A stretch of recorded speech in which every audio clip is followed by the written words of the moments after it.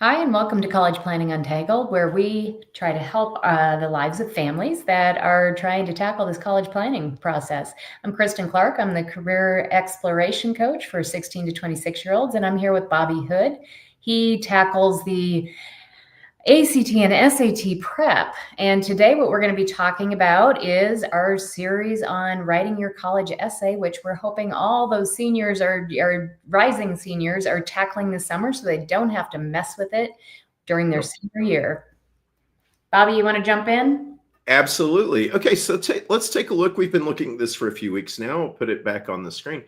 This is the list of common app essay prompts, and most colleges will be accepting one of those essays. Some of them will specifically say, we want you to write your essay on 2 or 3 or 5 or something like that. So go and look at the colleges and see which ones they offer it.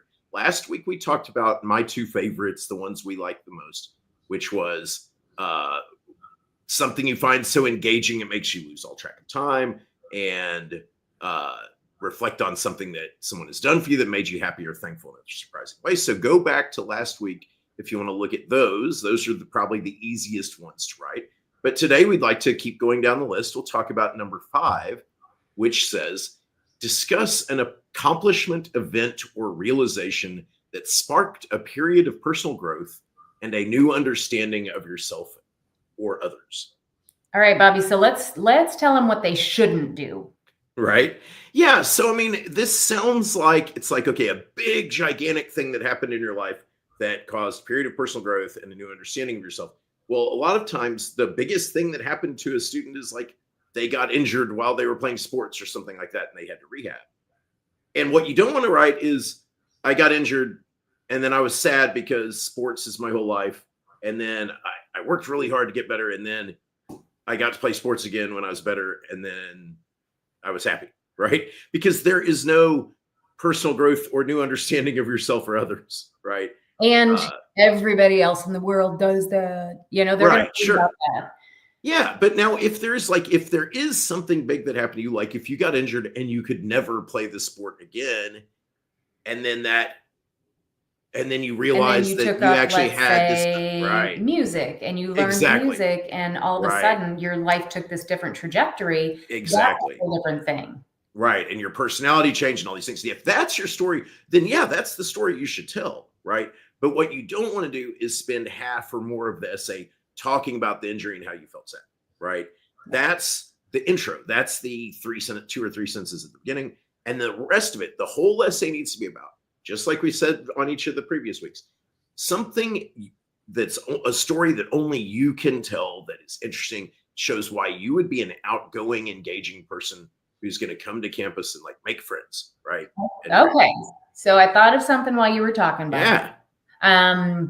So this is something that I try to tackle with my husband all the time. So road rage. So what if, let's say it's a story about how you used to have road rage, and then maybe you had a day where somebody cut you off, or you cut somebody else off, and you realized that you had a really bad day and it was legitimate, and you realized that, wow, the reason why you were like that day is because maybe something bad happened to you. So the next time that happened, you're like, you know what? Maybe they were having a bad day.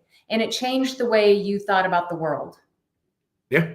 You see where I'm going? Yeah, absolutely. I think a story like that where some personal interaction happened and it affected you so much that you now behave in a completely different way, I think that works really well. Like if I were helping a student with that essay, I would try to be very careful about downplaying the actual road rage stuff. You don't want the essay person to think that you are a person with anger management issues who's going to come to campus and do something terrible, right? But you could probably massage that into, I mean, the thing is, the story doesn't have to be exactly a thing that happened to you, right? You can change the story to tell the same story, but be a little different, right? It could literally be an argument in the line at the supermarket changed everything about how I think, right? Or I saw someone else get involved in a road rage incident, right? Like, or something like that. But yeah, I think that's a good story, because as long as you are achieving the realization, period of personal growth, new understanding of yourself or others. That's it, right? Right. And like I've said, it was a transformation, right? Where now you kind of think of the world differently, and you now realize that other people have things going on in their life too. Absolutely. And so the thing is so what's going to happen when students write these essays, whatever it is, because all you have to do is find the topic that technically satisfies the essay. And then what the student's going to do is they're going to write a 12 paragraph long essay that is 3 times the count of the thing. And it's going to be 4 paragraphs long telling the story of the incident, right? In a stream of consciousness style. And it's going to begin, the wind was heavy and the sun was beating down as I drove down the road. That's what you don't want to do, right? You take 2 or 3 sentences and you say, one time, this happened. You tell the story, and then the whole rest of the essay is about how it changed how you think about yourself and how you think about others. That's it. And that's what I do for students is, so I just let them write the thing, right? And it's going to be terrible, and it's going to be long, and it's going to be self-involved, and it's going to do that whole narrative thing. And I'm going to say, okay, cut all that out, make this 2 sentences, and now tell me more. Here's where you see this one sentence where you said something about how you learned something about how to relate to people. Now, specificity is the soul of narrative. Tell me, don't just say, now I understand that people might be having a bad day. Tell me 2 stories, each a couple of sentences, of how today in your life you put that into action. You saw someone, this was happening, and you understood they're having bad days. So you intervened and you said something, just saying that one little nice thing fixed everything and changed the day, right? Show how specific ways you have changed in the way you relate to others. It's all specific stories, right? Every general thing you say, change it to a specific thing. Now I do this, and give an example, right? Got it. And you can do it with anything. Okay. I've got one other example. I heard this on TikTok today, and I want your feedback on if you think this would be a good story. The story was the girl had some type of a disease where she had to get infusions. Oh, wow. And she was always cold when she had to get these infusions. So she invented this zip-up blanket that she could take for the infusions. Yeah. And she turned it into, now she had other people request them. So she ended up turning it into like a business, and now she's launching that business. Is that a good story? Oh, I think that's amazing. I think that's a perfect essay, as long as, again, you don't spend 3 paragraphs talking about the illness and how hard it was, right? That's 2 or 3 sentences at the beginning, but absolutely.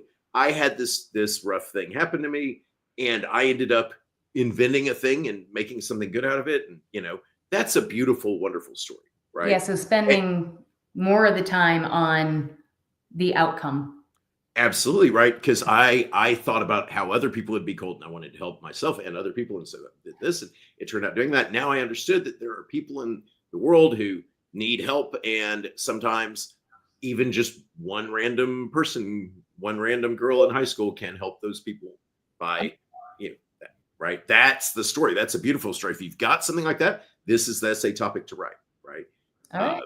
Yeah, that's it. So so next week we'll just keep going. There are several other essay topics to look at still. So we'll be doing this for a few more weeks. And of course, if you need help with your essays, if you want to, and if you're having trouble finding your essay topic, if you need help with an essay, talk to me. You can contact me at my website below. And if you're having trouble with an essay topic, talk to Kristin, because she can help you figure out your strengths and yes, which are great ways to come up with different essay topics when you know about yourself. But Bobby, while we're signing off, will you put where those Common App questions are so that people Oh, absolutely. Yeah, let's put that link in the chat. Yeah. And then for everybody out there listening, listen to each one of these, because we give lots of different ideas of essay starters. And that's always helpful for your team, just to get started on just ideas and get the ideas generated. That's the key to all of this, is coming up with that one little teensy tiny idea that's going to spark the rest of the ideas. So we appreciate it, and we will see you next week. Absolutely.